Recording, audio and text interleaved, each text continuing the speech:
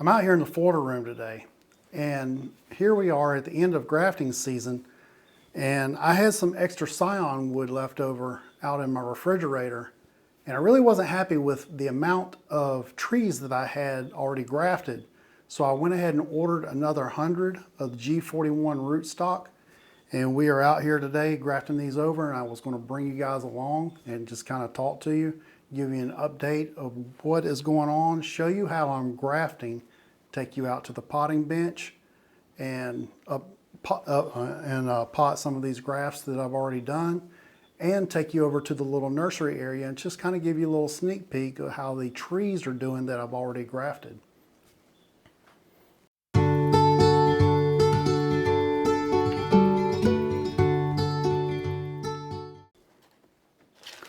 All right, so when I pulled shell out of the refrigerator, I had about 100 scion in here. I've already grafted 50 of them, and I've already got them outside and potted up. But I went back and I pulled some other varieties that I had a few left over. I've done some grafts on those. I've done Hawaii, Sebring, Black Strawberry, Cherry Crush, Smith and Mississippi. Those are some of the ones I've just grafted yesterday, and I've got them in the bucket over here sitting in water until I can take them outside and pot them up. What I have here is some scion wood of Joey, and I wanted to do 5. I went ahead and did 1 before I turned the camera on, so I've got 4 more to do. So I did 15 last night, so whatever, I got a 30-something rootstock left in this bag right here. This is how they shipped it, this big bag with sawdust in it. And it took a week to get through the mail. And because it took a week to get through the mail and it's already 90 degrees in transit, I started getting all these sprouts all along the stem. But I think they're going to be just fine. I'm just going to get some of this sawdust off of this right here. Going to come up a certain ways. About right here is where I've been doing my grafting, somewhere in here, trying to find a good area that doesn't have a blemish. I'll take my snips, cut those off, stick that in a bucket over there out of the way. I grab my grafting knife, and the position that I've used that works best for me is to pull the grafting knife in this direction. So go about an inch down, pull it in close to myself and give it a pull. It takes about 3 good times to get down to the proper angle and to the proper point. Get back here. Nice and flat. So now I'm going to grab one of my Joey apple scions that I got, and see, these things are so low chill, they're already pushing growth in the refrigerator. And I'm not sure that they actually went all the way dormant.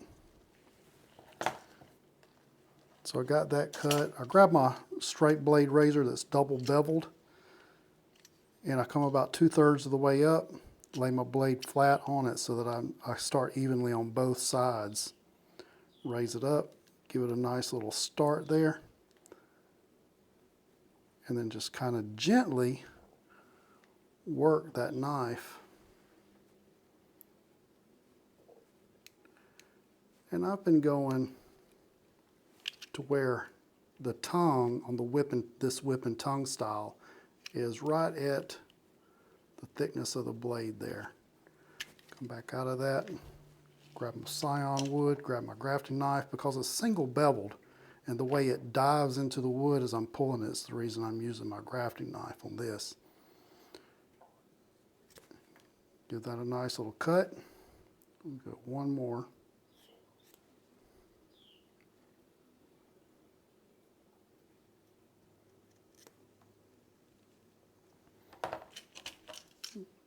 Razor blade, come up here, and I'm going to cut a tongue on this one also.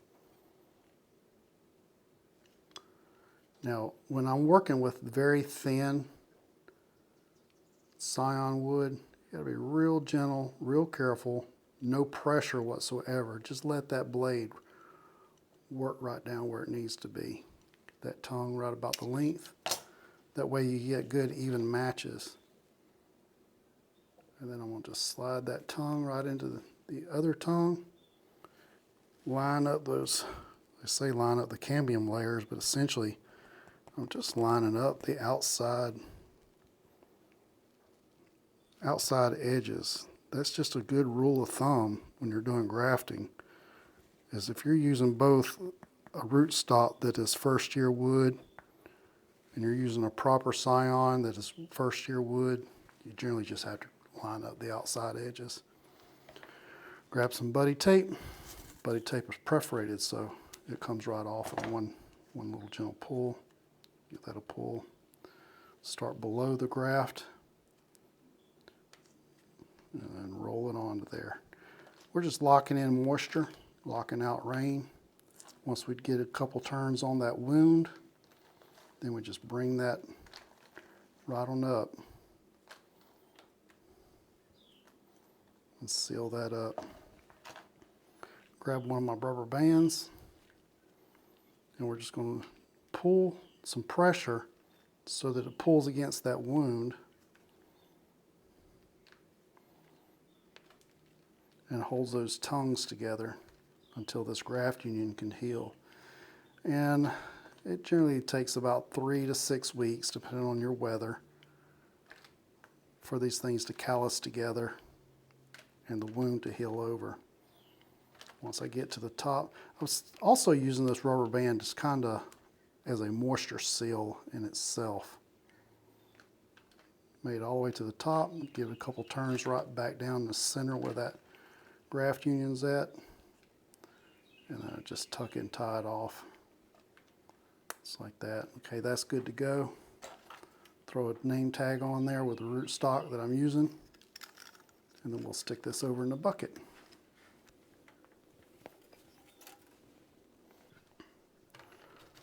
Now that I've done one of the joy, I'm just going to slide that to the side so that I don't get those mixed up. I'm going to grab one of my shell for you.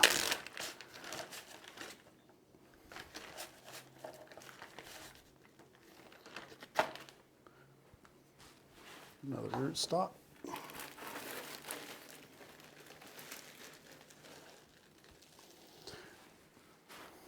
After I got my rootstock, I immediately made a place in my outdoor refrigerator and shoved all my rootstock in there to kind of stop that whole coming out of dormancy thing until I could get these things grafted. And it's taken me probably been 4 days to get these things grafted. But as soon as, because I keep them in the refrigerator, I could get to take my time a little bit and don't have to be such a rush.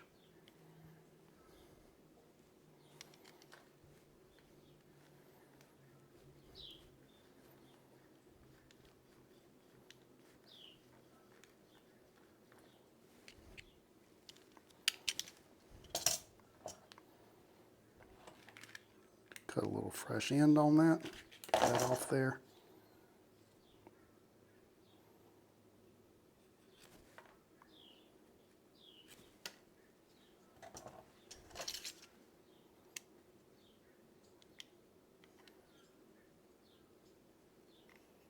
Make my tongue.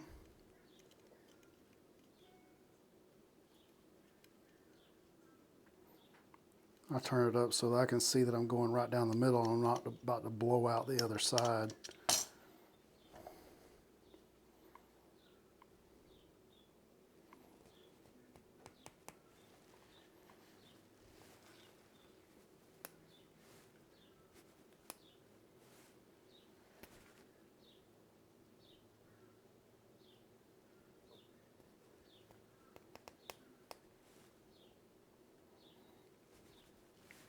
See there.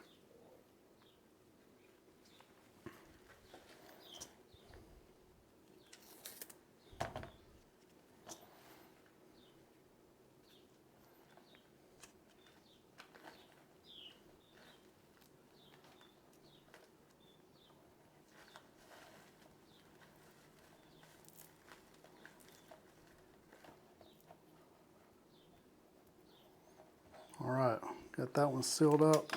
We'll throw a shell tag on there with a G41 rootstock indicator. Put this one in the bucket. Now let's go walk out to the potting bench and get these things potted up.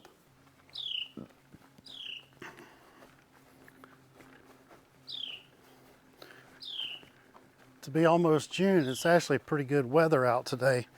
We're in the 80s, but it's kind of overcast, and there's a breeze blowing, so that kind of makes it nice. So the area that I come to over here where I have my potting bench, I call this my pot garden. This is where I keep all my potted plants. All right, now we're at the potting bench and we got our rootstock down here beside us. And I've got these pots that I've ordered from Stewie and Sons. I got a case of about 300 for about $200, $50 shipping. So I ended up paying almost $1 a pot. A little less than that, but the way I do my potting is down on my bench I've got my potting soil, and I put just a little bit down in the bottom, and then I put my rootstock, take them out of the water, and then I put all my roots on top of that potting soil that's there. Scoot this over, and I just put potting soil all around in here. I'm not worried about using or losing my potting soil since I'm right here over my potting bench, or my potting soil container. Everything that I lose goes right back down in the bin, even if you see it going out across the slats.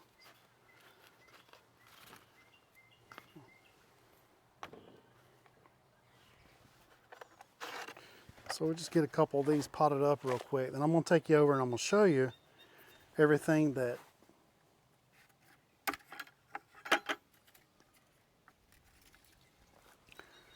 I'm going to take you over and show you everything that I potted up the other day out of this same batch of rootstock.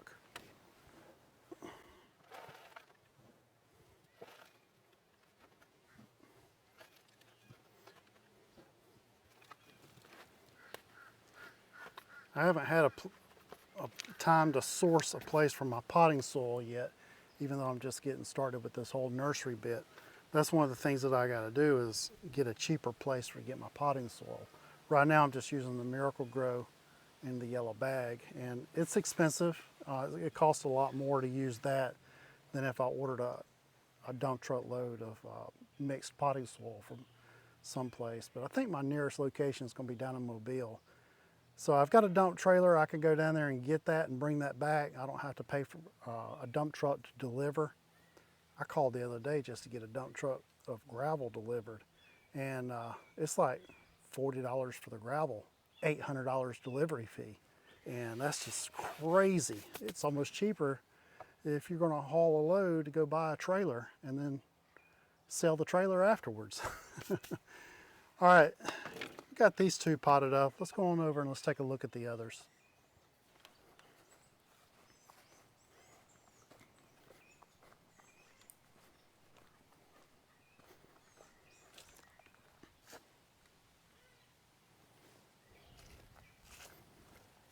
So these are the 50 that I potted up the other day, and I don't really have room to stick these in here.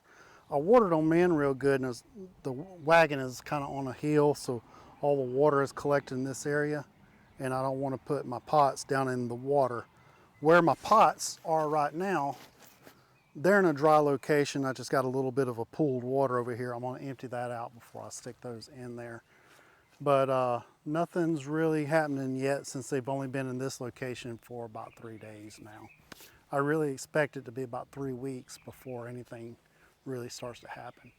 Now I'm going to take you on over to where I got my older grafts sitting, and let's check in on them. All right guys, so this is the little nursery area I have right at the back corner of my property. What you see behind me is the little area that was inspected by the USDA inspector from my county, who came out and authorized us as a nursery.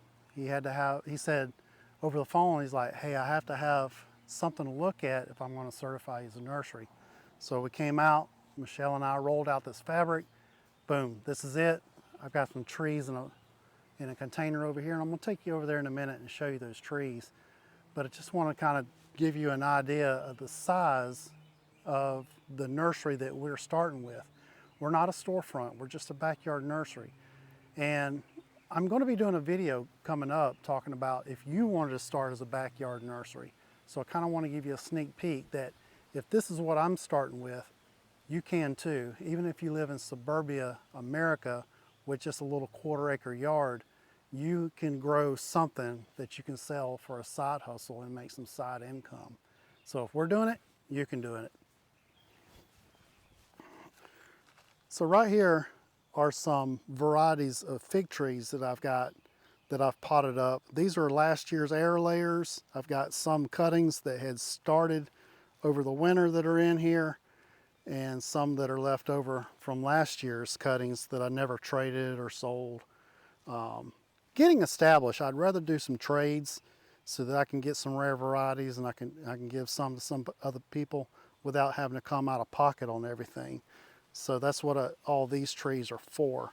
Some of these are actually going to be going out in my nursery out there. I've got Kathleen's Black. It's not an outstanding variety, but I really enjoy that fig and I wanted it in my collection. That's going out there. And I've got this new variety from Izmir, and that'll be featured in an upcoming video right there. It's a yellow fig. It was supposed to have been the best tasting yellow fig. So we're going to be talking about that later. So come on over here. I've got some more fig cuttings, some Brugsmansia, angel trumpets that I started from seed last year, and some cuttings and some that I bought. I've got Joy that was grafted on M27 right there in the back with the yellow tag, and they are just starting to push growth. They are right there, and you can see the growth that they are pushing. All right, so over here I've got Shell that's growing on M27, and I've got some yellowing on some leaves there. That doesn't look too good. That doesn't look too good. That's all part of it, guys. If you've ever grown anything, you know that you're just going to have some things that are performing better than others. That shell there on the M27 is pushing good growth, and I've got all those. And over here I've got some other varieties. I've got Hawaii right there, Cox Winter right here, Kitageski is back there. Here's Rubinette. I didn't even know Rubinette survived. That's a nice surprise.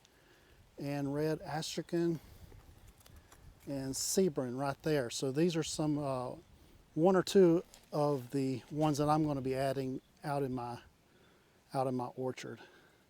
Over here are some of my pears that I've got. All kinds of rare varieties there. And then these are the ones I've kind of set off to the side and designated that are going to be going out in my orchard. Right here I've got Joy, and it's on seedling rootstock. And it's got some nice growth on it from the graft that I did this year. See right there. Right here is Hawaii. And Hawaii, it's got some nice growth on that graft just this year. All these I just grafted about 6 weeks ago. Pink Pearl is I just went back and regrafted, and it's not pushing growth yet, and that's fine. That's fine if it doesn't. I got Cox Winter right here, Smith of Mississippi, and these are on 969 rootstock. This is rootstock I'd carried over from last year that I had in pots and I never did anything with, so this year I grafted to it. And over here is a variety called Jim Day, and that's a Mississippi variety that I got from Mr. Larry Stevenson. And he grafted that onto seedling while we were there, and look how much that thing has grown so far this year. Just in 6 weeks it has grown that much. And Divine is probably the fastest grower I've got out of all of them. All that growth right there in just 6 weeks. That's amazing. Then right here I've got Shell Apple. This is probably my favorite, and it's on a seedling rootstock that I had from last year. Whoop, never mind. That graft has not taken, or it has failed, but that's the seedling leaves right there. Joy again on 969, so I'll probably be selling that one. And then this one right here It failed. That's Kitageski. I don't know what happened to Kitageski. Looks like it died right at the dirt, so I may have actually had some fire blight or something go in there and kill that one off. And then Atta, I guess is how you say that. Nice growth right there. And then all these are going to be going out in my orchard, guys. Right here is orange collie. This is a sport of collie, but it makes an orange reddish tint to it. So I'm excited to have that one and put that one out in my orchard. And right here is red astrakhan.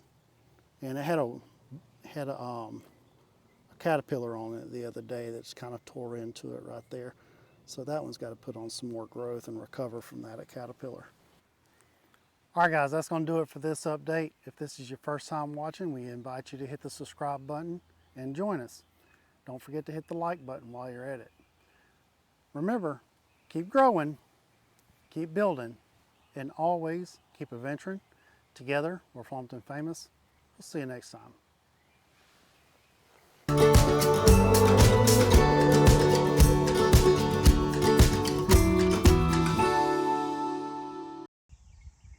Hey guys, real quick, while Michelle was editing our videos, she noticed something, and I told her that I had also noticed something.